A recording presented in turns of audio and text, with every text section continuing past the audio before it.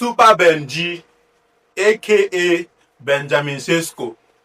This your injury. Okay, first of all, report coming out says that Benjamin Sesko will be out for Manchester United for around 1 month as a result of the injury he suffered against Tottenham in their 2-2 draw last week. Now, this game, Benjamin Sesko made his way onto the pitch in that game, and I think he lasted like 15 minutes, 20 minutes on the pitch, and he limped off with an injury. Now, reports coming out today says that injury that he got in that Tottenham game will sideline him for 1 month at least. And this is actually a very sad news for him because already he's not getting enough game time in that Man United team. He's a striker. Man United have no other out-and-out striker, but somehow the manager still manages to keep him on the bench and make use of Matheus Cunha as a first nine. And this is when Sesko is still available. Now, Sesko has been announced to be absent for 1 full month.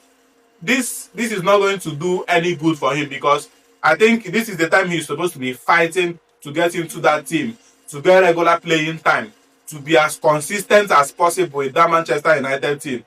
So suffering an injury that keeps him out for 1 month is not really good for him at this time. But then I know that you don't have power over things like this, and injuries are things that can come up anytime, any day during a match. It can even come up in training sessions too. I understand that. But then sometimes luck really has to shine on people. Sesko is not having it easy at the moment at Man United, relocating from the Bundesliga, RB Leipzig, getting into the Premier League with Manchester United. I know that the adaptation process for individuals tends to be different sometimes because I spoke with a Man United fan today and he highlighted Nick Votamed, the one at Newcastle, that both of them are also coming from the same Bundesliga. And Votamed already has 6 goals in Newcastle and he's banging for this German national team, while Benjamin Sesko has just 2 goals with Man United and a lot of games where he's even non-existent inside the pitch. So it's actually a cause for concern. He's currently having a poor run of form and the injury is not going to help matters. But then, Man United will be Man United. Secondly, Zirkzee. Zirkzee says he's tired. I think he's even been doing his own personal club scouting because I also got an information today that Zirkzee has decided that he wants to go back to Serie A and his preferred destination is to go with Roma. Now, I know that he's had a good experience with the Italian league. He's played with Bologna. He had I think he had 14 goals with Bologna and 8 assists during his time there, and he was actually pretty decent. That prompted Man United into buying him. But now, if there is any truth coming out from this news that he prefers Roma as his next destination, Roma already has Artem Dovbyk. Although Dovbyk has not really been that firing from all cylinders kind of striker, but he's there currently.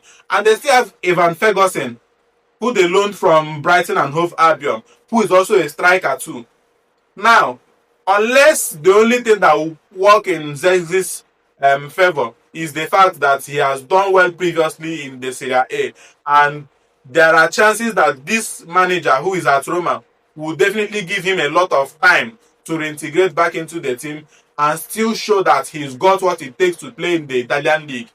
I think that's the only advantage that will work for him. If not, and then sometimes he does not play as a main striker, he can play with any striker. But if that is not the case, that means he's very likely going to that Roma, and he's likely going to be on the bench or a fringe player too. The same thing he's battling with at Man United, he will still go to Roma and be in same shoes. But then I still feel like Roma is like he has better chances of performing at Roma than Manchester United. Like I said, he has done well in the Italian league before. He knows the league, and I think that will play like in his favor, going back to Roma.